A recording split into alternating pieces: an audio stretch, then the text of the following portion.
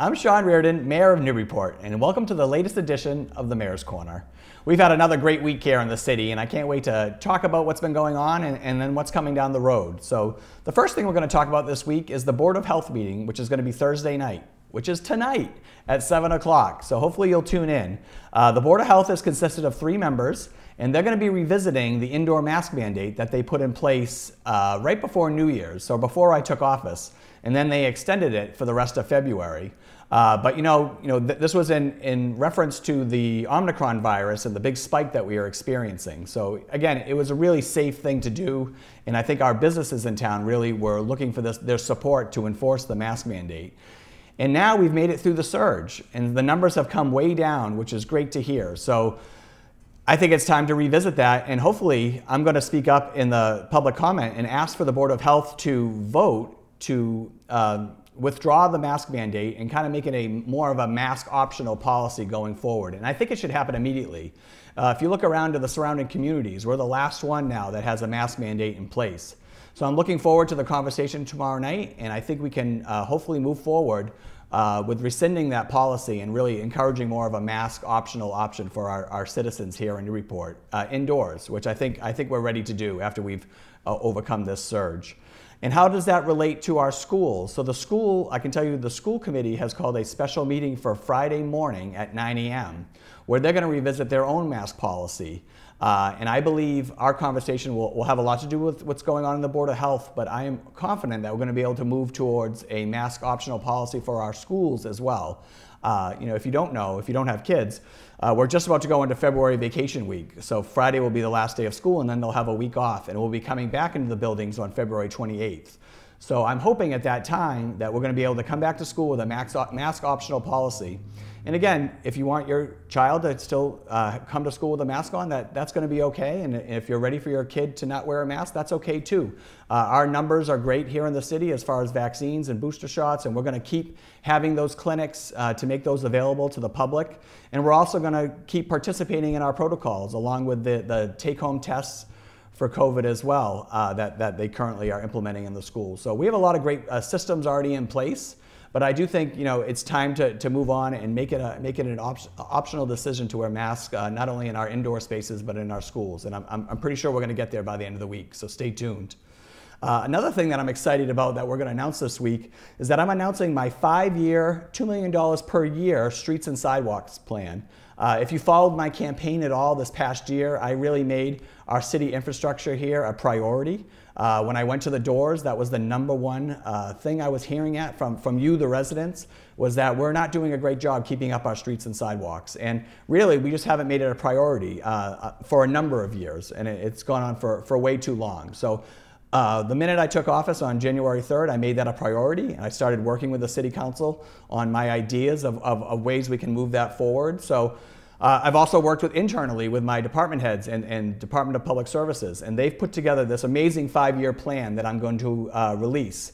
I'm not going to give you all the details right here, but it's a great 5-year plan, and it's hopefully a plan that we continue to add on to year after year. But it's going to affect all the wards in the city. You're always going to be seeing, every couple of years, works in your neighborhood to improve our streets and sidewalks.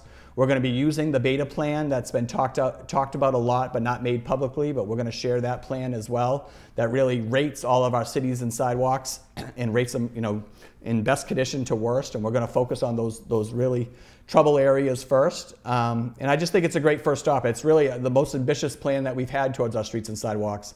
And streets and sidewalks are something that's a quality of life issue. That's something that affects everybody here in Newburyport. And so I made it a priority, and I'm excited to release that. So you might see a little bit about it in the paper first, and then the next City Council meeting we'll be presenting that plan publicly.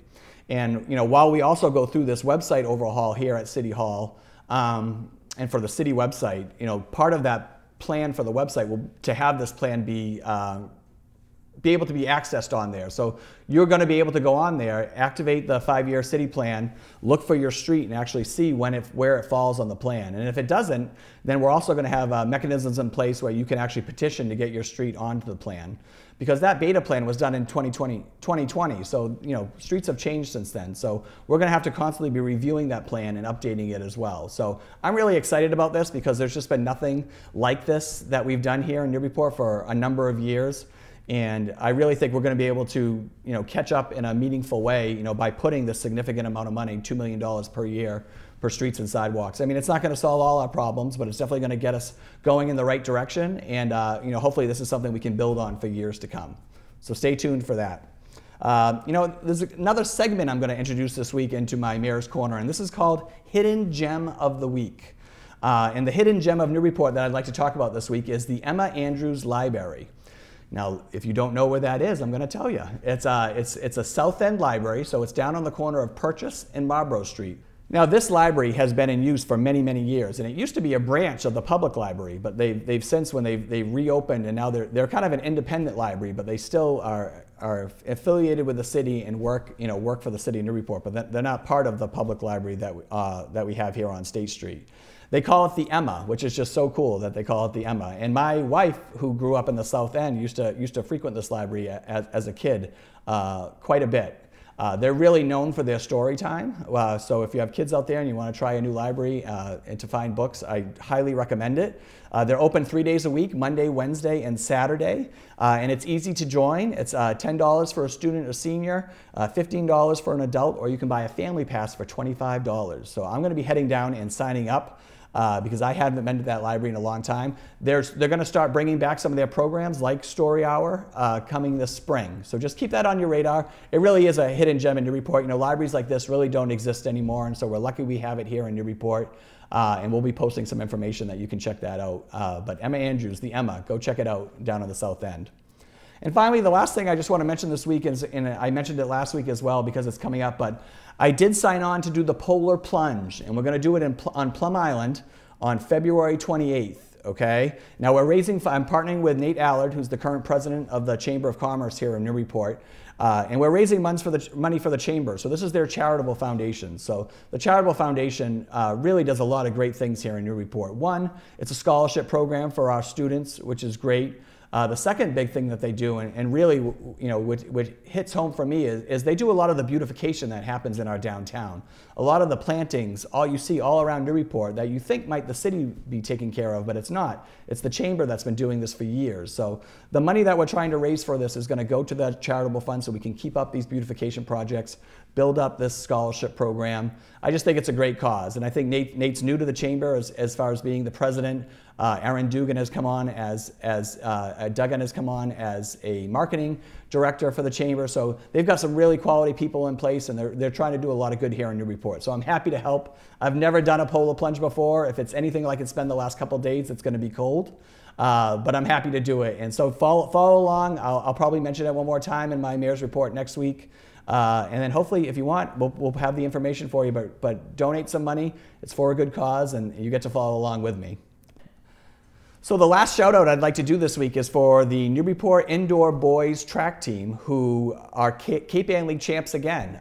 They had a really great year and had a strong finish, and they had a lot of great athletes in a lot of key areas that carried them over to the top for the Cape Ann League championship. So congrats to them. We've had a lot of successful teams here in Newburyport this winter, and I know going into state tournament season, we're going to be very successful as well. And that's our Mayor's Corner for this week. Thanks for tuning in. I hope everyone has a great weekend. And, again, the point of the show is if you're stuck in a corner, you want your mayor to have your back. And that's why we call it the Mayor's Corner. So, again, take care, have a good week, and I hope you have a great weekend.